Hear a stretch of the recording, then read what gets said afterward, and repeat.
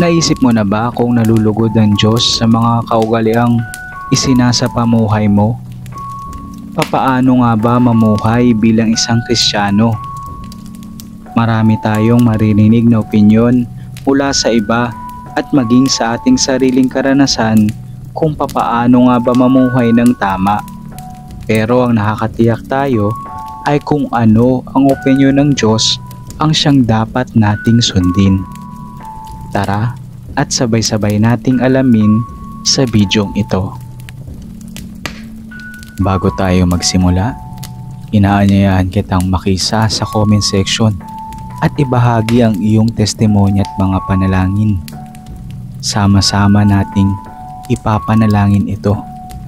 Kung gusto mo akong suportahan at ang ginagawa ko sa channel na ito, maaari mo itong gawin sa pamamagitan ng pag-like, pag-subscribe at pag-share ng video na ito sa mga mahal mo sa buhay na nais mo ring makatanggap ng mensahe mula sa Diyos sa mga oras na ito. Pagpalain ka nawa ng Diyos. Ngayon, kung handa ka na, halina at makinig hanggang sa makatulog sa mga salita mula sa Biblia. Kaugaliang Kristiyano para sa makadiyos na pamumuhay sa kasalukuyang panahon. Kaamuhan. Santiago chapter 1 verse 21.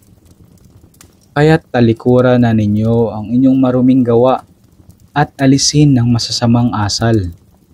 Mapagpakumbabang tanggapin ninyo ang salitang itinanim sa inyong puso. Ito ay may kakayahang magligtas sa inyo. Unang Pedro chapter 3 verse 15. Igalang ninyo si Kristo mula sa inyong puso bilang Panginoon. Lagi kayong maging handang sumagot sa sino mang humihingi ng paliwanag sa inyo tungkol sa pag-asang nasa inyo. Kababaang loob. Unang Pedro chapter 5 verse 6. Kaya nga, pasakop kayo sa kapangyarihan ng Diyos at dadakilain niya kayo pagdating ng takdang panahon. Santiago chapter 4 verses 6 at 10. Ngunit ang Diyos ay nagbibigay ng higit ng pagpapala. Kaya't sinasabi ng kasulatan, ang Diyos ay laban sa mga mapagmataas, ngunit pinagpapala niya ang mga mapagpakumbaba. Magpakumbaba kayo sa harapan ng Panginoon at itataas niya kayo. Mateo chapter 18 verse 4. Ang sinumang nagpapakababa na gaya ng batang ito ay siyang pinakadakila sa kaharian ng langit. Kabaitan. Galatia chapter 5 verse 22. Subalit ang bunga ng Espiritu ay pag-ibig, kagalakan, kapayapaan, pagtitiyaga, kabaitan, kabutihan at katapatan. Colosas chapter 3 verse 12. Kaya nga, dahil kayo'y hinirang ng Diyos, pinamahal niya at pinili para sa Kanya. Dapat kayong maging mahabagin, mabait, mapagpakumbaba, mahinahon at mapagtiis. Efeso chapter 4 verse 32. Sa halip, maging mabait kayo at maawain. Magpatawad kayo sa isa't isa tulad ng pagpapatawad sa inyo ng Diyos dahil kay Kristo. Kabanalan. Efeso chapter 4 verse 24. At ang dapat ninyong isuot ay ang bagong pagkatao na nilikang kalarawan ng Diyos at nahahayag sa matuwid, banal na pamumuhay ayon sa katotohanan. Hebreo chapter 12 verse 14. Sikapin ninyong makasundo ang lahat at magpakabanal sapagkat hindi ninyo makikita ang Panginoon kung hindi kayo mamumuhay ng ganito. Kahabagan. Mateo chapter 9 verse 13. Umayo kayo at unawain ang kahulugan nito. Habag ang nais ko at hindi handog, sapagkat naparito ako upang tawagin ang mga makasalanan, hindi ang mga matuwid. Tito chapter 3 verse 5. Iniligtas niya tayo, hindi dahil sa ating mabubuting gawa, kundi dahil sa kanyang habag sa atin. Tayo'y iniligtas niya sa pamamagitan ng Espiritu Santo na naghugas sa atin upang tayo'y ipanganak na muli at magkaroon ng bagong buhay.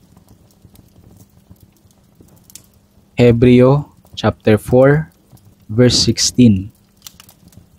Kaya't huwag tayong mag-atubiling lumapit sa trono ng mahabaging Diyos upang makamtan natin ang habag at pagpapala na tutulong sa atin sa panahon ng ating pangangailangan. Kahinahunan. Santiago chapter 3 verse 17. Ngunit ang karunungang mula sa langit, una sa lahat ay malinis, mapayapa, maamo, mapagbigay, puno ng awa, masaganang namumunga ng mabubuting gawa, hindi nagtatangi at hindi nagkukunwari. Efeso chapter 4 verse 2. Kayo'y maging mapagpakumbaba, mahinahon at matyaga. Magparaya kayo dahil sa inyong pagmamahal sa isa't isa. Filipos chapter 4 verse 5. Ipadama ninyo sa lahat ang inyong kabutihang loob. Malapit nang dumating ang Panginoon.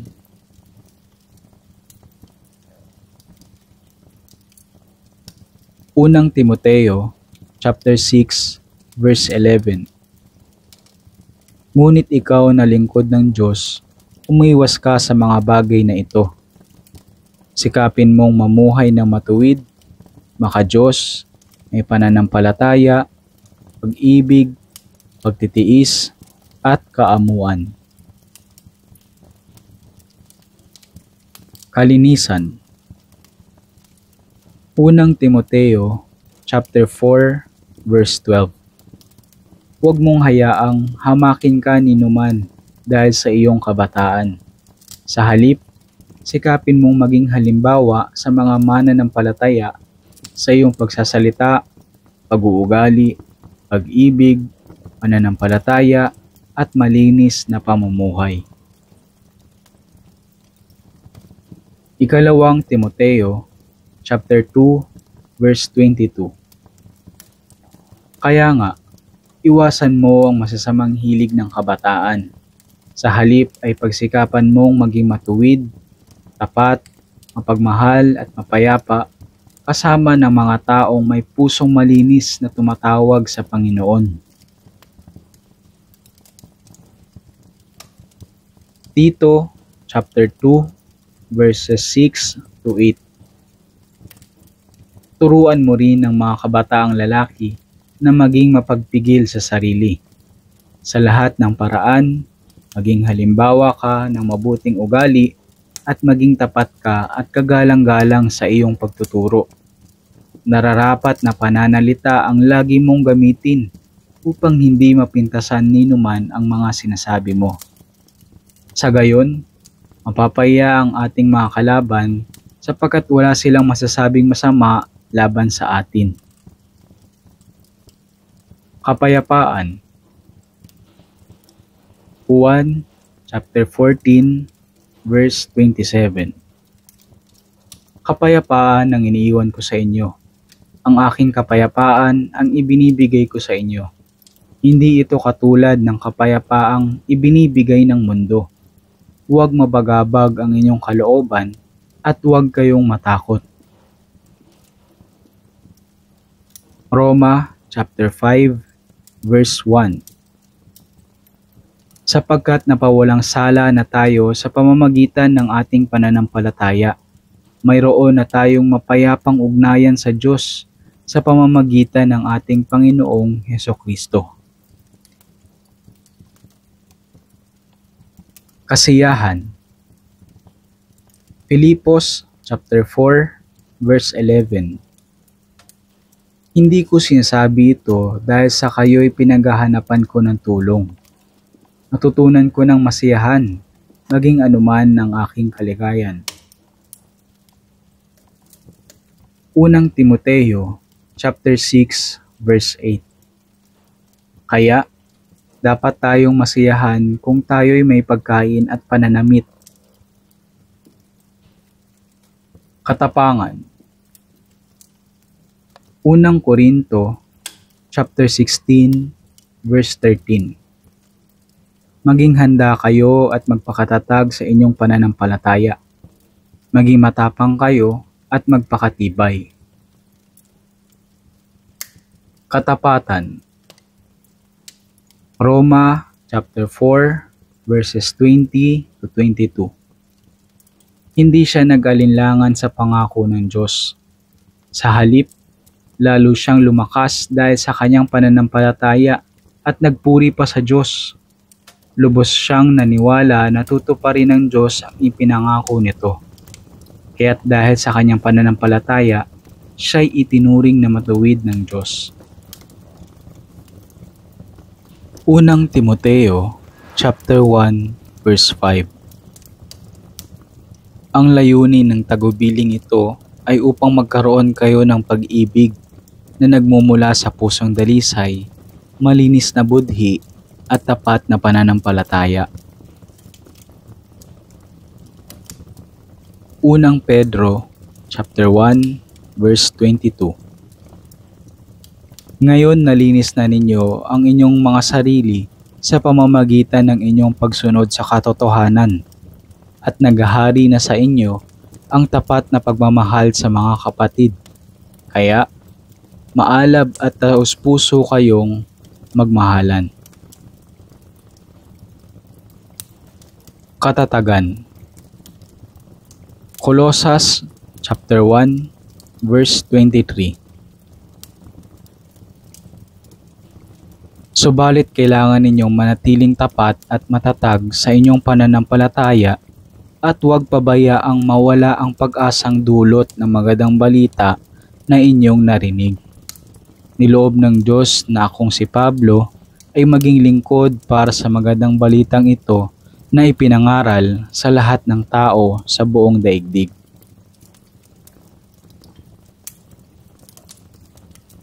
Unang Korinto chapter 15 verse 58. Kaya nga, mga minamahal kong kapatid, magpakatatag kayo at huwag matinag. Maging masipag kayo palagi sa paglilingkod sa Panginoon dahil alam ninyong hindi masasayang ang inyong pagpapagal para sa Kanya. Katiyakan. 1 chapter 6 verse 37.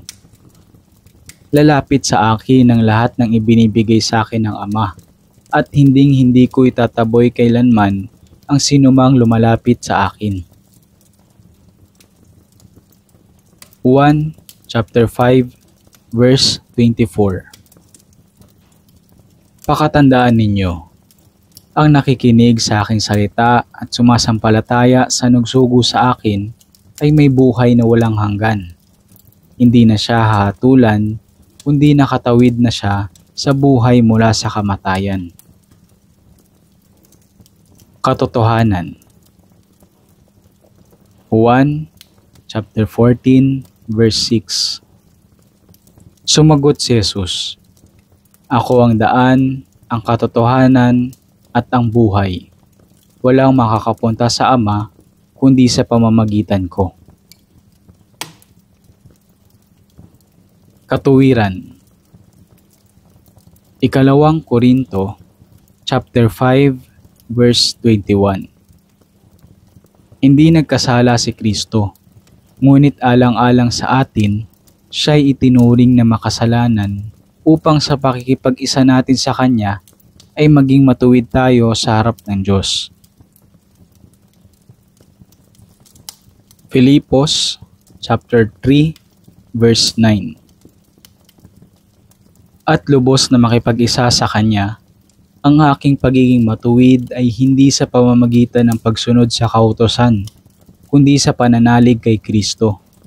Ang pagiging matuwid ko ngayoy buhat sa Diyos sa pamamagitan ng pananampalataya.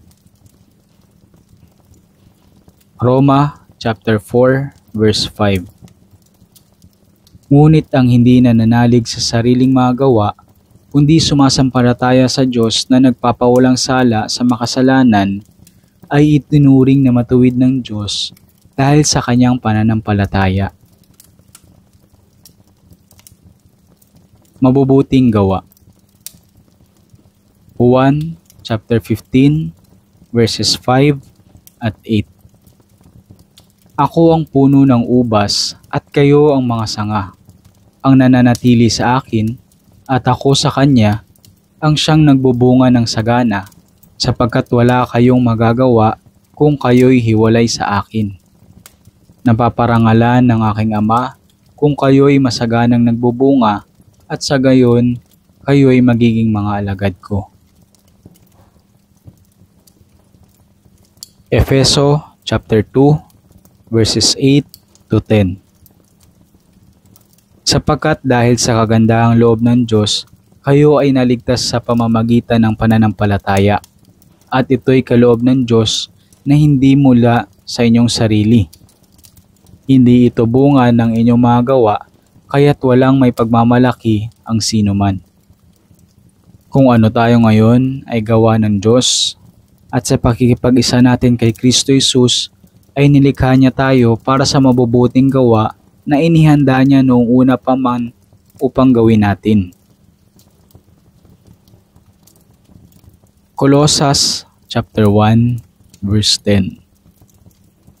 Sa gayon, makakapamuhay na kayo ng karapat-dapat at kalugod-lugod sa Panginoon, sasagana sa lahat ng uri ng mabubuting gawa at lalawak ang inyong pagkakilala sa Diyos. Masaganang buhay. Juan chapter 10 verse 10. Dumarating ang magnanakaw para lamang magnakaw, pumatay at manira.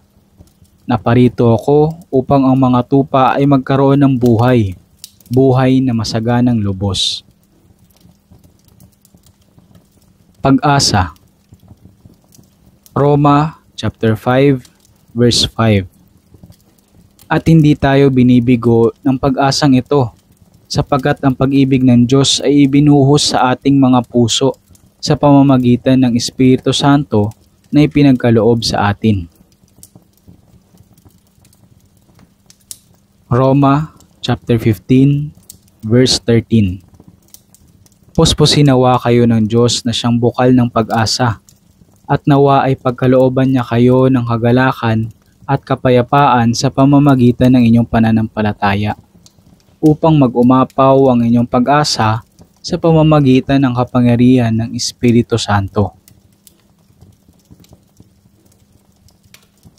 Pag-ibig. Juan chapter 13 verses 34 to 35.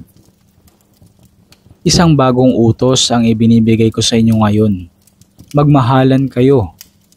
Kung paano ko kayo minahal, gayon din naman magmahalan kayo. Kung kayo'y may pagmamahal sa isa't isa, makikilala ng lahat na kayo'y mga alagad ko.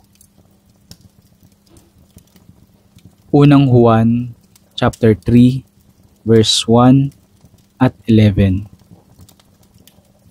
Tingnan ninyo kung gaano kalaki ang pag-ibig sa atin ng Ama. Tinatawag tayong mga anak ng Diyos, at iyon nga ang totoo. Ang dahilan kung bakit hindi tayo nakikilala ng mga makasanlibutan ay hindi nila kinikilala ang Diyos. Ito ang mensaheng narinig ninyo sa simula pa. Magmahalan tayo. Unang Juan, chapter 4, verses 7, 10, at 19. Mga minamahal, mag-ibigan tayo sapagkat mula sa Diyos ang pag-ibig. Ang bawat umiibig ay anak ng Diyos at kumikilala sa Diyos. Ito ang pag-ibig. Hindi sa inibig natin ang Diyos, kundi tayo ang inibig niya at isinugo niya ang kanyang anak upang maging handog para mapatawad ang ating mga kasalanan. Tayo'y umiibig sapagkat ang Diyos ang unang umibig sa atin. Pagbabasa ng Biblia. Juan chapter 5 verse 39. Sinasaliksik ninyo ang mga kasulatan sa pag-aakalang doon ninyo matatagpuan ang buhay na walang hanggan. Ang mga kasulatang iyan ang nagpapatotoo tungkol sa akin. Pagdamay. Unang Pedro chapter 3 verse 8. Sa madaling salita, magkaisa kayo at magdamayan. Magmahalan bilang magkakapatid at maging maunawain at mapagpakumbaba. Judas verse 22.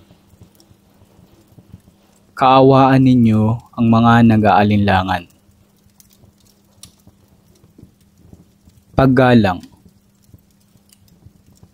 Tito chapter 2 verse 7. Sa lahat ng paraan, maging halimbawa ka ng mabuting ugali at maging tapat ka at kagalang-galang sa iyong pagtuturo. Hebreo chapter 12 verse 28. Kaya magpasalamat tayo sa Diyos sapagkat tumanggap tayo ng isang kariang hindi nayayanig. Sambahin natin ang Diyos sa paraang kalugod-lugod sa Kanya, may paggalang at pagkatakot. Pagkamaka-Diyos. Unang Timoteo chapter 6 verse 6. Sa katunayan, may malaki ngang pakinabang sa relihiyon kung ang tao'y marunong masiyahan. Paglilingkod sa iba. Gawa chapter 26 verse 16. Tumayo ka. Nagpakita ako sa iyo upang italaga ka bilang aking lingkod at magpatotoo tungkol sa mga nakita mo ngayon at sa mga ipapakita ko pa sa iyo. Roma chapter 15 verse 16. Upang maging lingkod ni Kristo Jesus at gumanap ng tungkulin gaya ng isang pari sa mga hintil. Ipinapangaral ko sa kanila ang magandang balita ng Diyos upang sila'y maging handog ng kalugod-lugod sa Kanya dahil sila ay ginawang banal ng Espiritu Santo. Unang Pedro chapter 4 verse 10. Bilang mabubuting katiwala ng iba't ibang kaloob ng Diyos, gamitin ninyo sa kapakinabangan ng lahat ang kakayahang tinanggap ng bawat isa sa inyo. Filipos chapter 2 verse 4. Pagmalasakitan ninyo ang kapakanan ng iba at hindi lamang ang sa inyong sarili. Pagpapatawad. Efeso chapter 4 verse 32. Sa halip, maging mabait kayo at maawain. Magpatawad kayo sa isa't isa tulad ng pagpapatawad sa inyo ng Diyos dahil kay Kristo. Colosas chapter 3 verse 13. Magpasensya kayo sa isa't isa. Kung may hinanakit kayo kanino man, magpatawad kayo gaya ng pagpapatawad sa inyo ng Panginoon. Pagpapatotoo sa iba.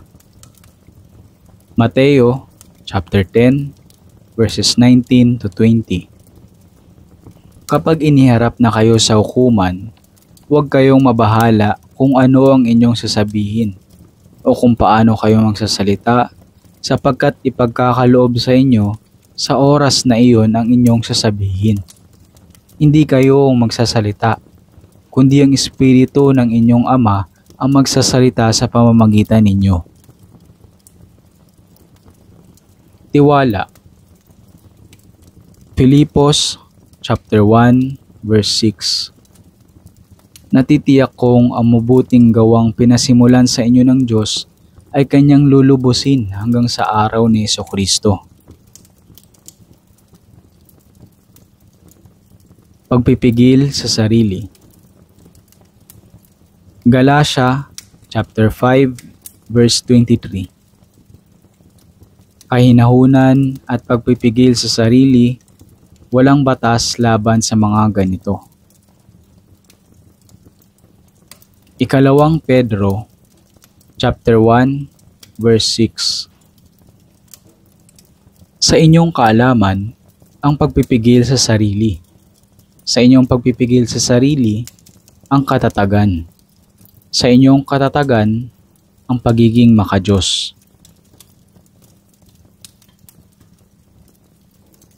Pagsamba. Juan chapter 4 verse 23. Subalit dumarating na ang panahon at ngayon na nga na ang mga tunay na sumasamba sa Ama ay sasamba sa Kanya sa Espiritu at sa katotohanan, sapagkat ganyan ang uri ng pagsambang ninanais ng Ama. Pagsisikap. Galatia chapter 6 verse 9. Kaya't huwag tayong mapagod sa paggawa ng mabuti, sapagkat pagdating ng takdang panahon, tayo ay aani kung hindi tayo susuko. Filipos chapter 3 verse 14. Nagpupunyagi ako patungo sa hangganan upang makamtan ng gantimpala sa pagkatawag sa akin ng Diyos sa pamamagitan ni Kristo Jesus, ang buhay na nasa langit. Lucas chapter 9 verse 62. At ganito naman ang tugon ni Jesus. Sino mang nagsimulang mag-araro, ngunit panay ang lingon, ay hindi karapat-dapat sa kaharian ng Diyos. Pagsunod. Tito chapter 3 verse 1. Paalalahanan mo ang mga kapatid na magpasakop sa mga pinuno at may kapangyarihan. Sundin ang mga ito at laging maging handa sa paggawa ng mabuti. Hebreo chapter 13 verse 17. Pasakop kayo at sumunod sa mga namamahala sa inyo. Sila'y nangangalaga sa inyo at mananagot sila sa Diyos sa gawaing ito. Kung sila'y susundin ninyo, magagalak sila sa pagtupad ng kanilang tungkulin.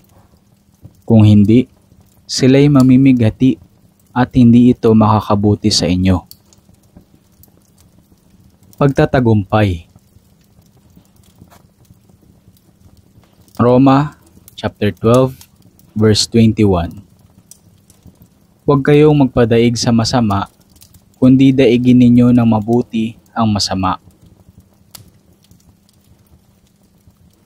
Pagtiyatiyaga. Galatia chapter 6 verse 9.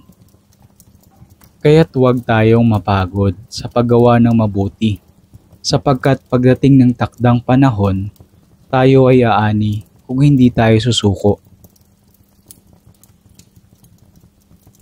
Mateo chapter 24 verse 13. Ngunit ang mananatiling tapat hanggang wakas ang siyang maliligtas. Santiago chapter 1 verses 2 to 4. Mga kapatid, Magalak kayo kapag kayo'y dumaranas ng iba't ibang uri ng pagsubok.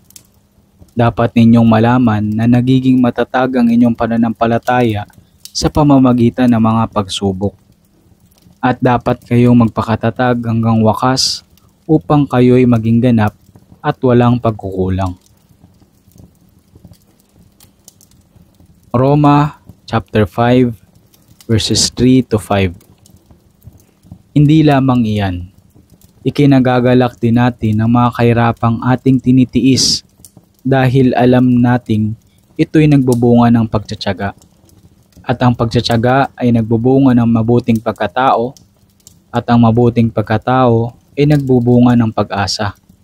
At hindi tayo binibigo ng pag-asang ito, sapagkat ang pag-ibig ng Diyos ay ibinuhos na sa ating mga puso sa pamamagitan ng Espiritu Santo na ipinagkaloob sa atin. Pananalangin.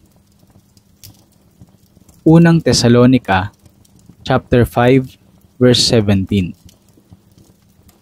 Palagi kayong manalangin. Colosas chapter 4 verse 2. Maging matyaga kayo sa pananalangin, laging handa at nagpapasalamat sa Diyos. Santiago chapter 5 verse 6. Hinatulan ninyo at ipinapatay ang taong matuwid na hindi lumalaban sa inyo. Pangangalaga sa nilikha ng Diyos. Unang Korinto chapter 4 verse 2.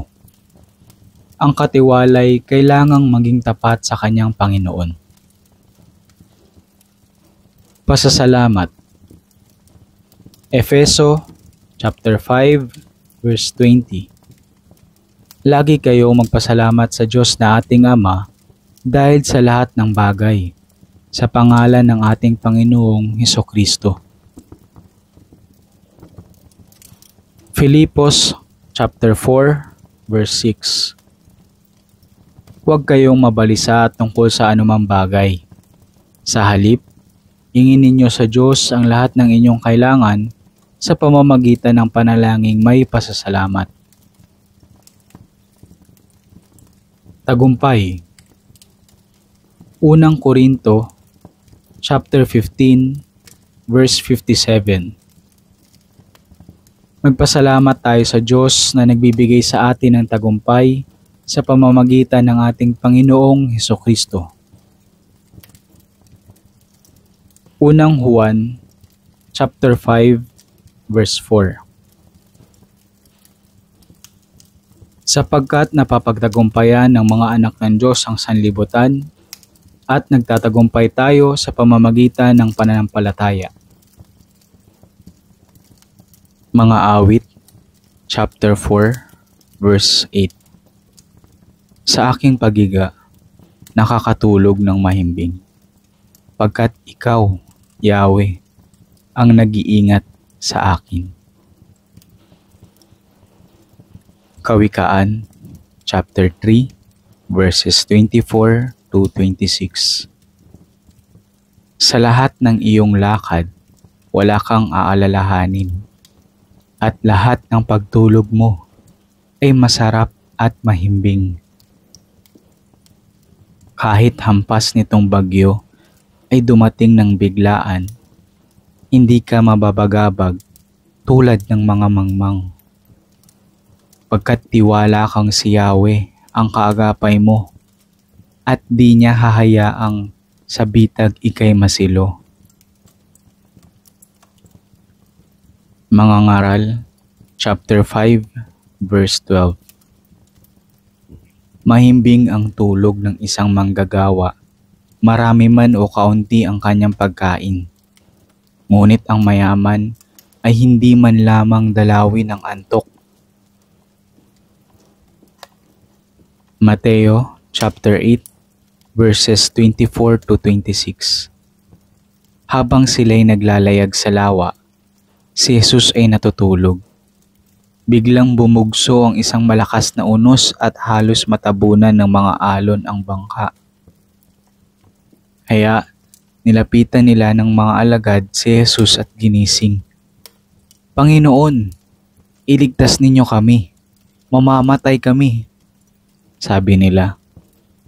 Ngunit sinabi niya sa kanila, "Bakit kayo natatakot? Napakaliit naman ng inyong pananampalataya." Bumangon siya, pinatigil ang hangin at ang mga alon, at bumuti ang panahon.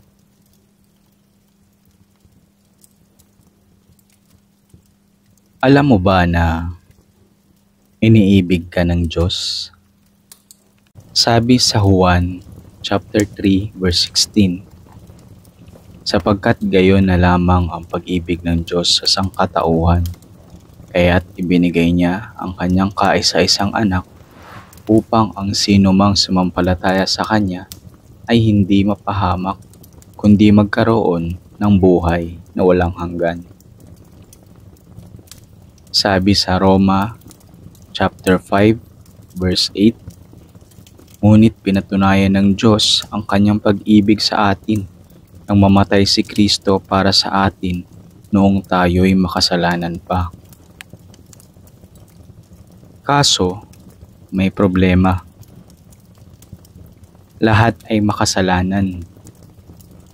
Sabi sa Roma chapter 3 verse 23, "Sapagkat ang lahat ay nagkasala at walang sino mang nakaabot sa kaluwalhatian ng Diyos." Sabi sa Roma chapter 3 verse 10, ayon sa nasusulat, "Walang matuwid, wala kahit isa." Ang lunas ng Diyos sa kasalanan.